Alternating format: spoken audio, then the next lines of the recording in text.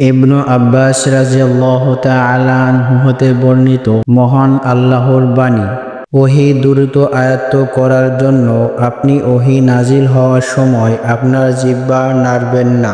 এর ব্যাখ্যায় ইবনু আব্বাস বলেন, আল্লাহর রাসূল সাল্লাল্লাহু আলাইহি ওয়াসাল্লাম ওহী অবতরণের সময় তা আয়ত্ত করতে বেশ কষ্ট করতেন এবং প্রায়ই তিনি তার উভয় ঠোঁট নাড়াতেন। ইবনু আব্বাস রাদিয়াল্লাহু তাআলা আনহু বলেন, আমি তোমাকে দেখানোর জন্য ঠোঁট দুটি নাড়ছি, যেভাবে আল্লাহর রাসূল সাল্লাল্লাহু আলাইহি ওয়াসাল্লাম তা নাড়াতেন। সাঈদ রাহমাতুল্লাহি আলাইহি তার শিষ্যদের বলেন, আমি ইবনু আব্বাস রাদিয়াল্লাহু তাআলা আনহুকে যেরূপে ঠোঁট দুটি নাড়াতে দেখেছি, সেভাবেই আমার ঠোঁট দুটি নাড়াচ্ছি। এই বলে তিনি তার ঠোঁট দুটি নাড়ালেন।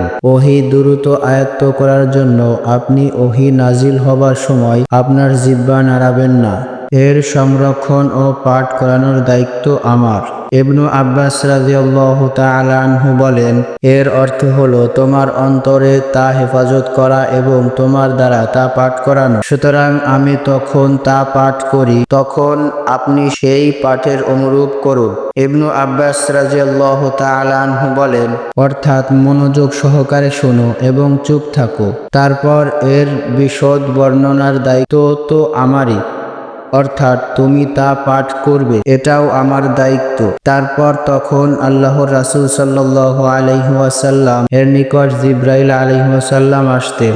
তখন তিনি মনোযোগ দিয়ে কেবল শুনতেন।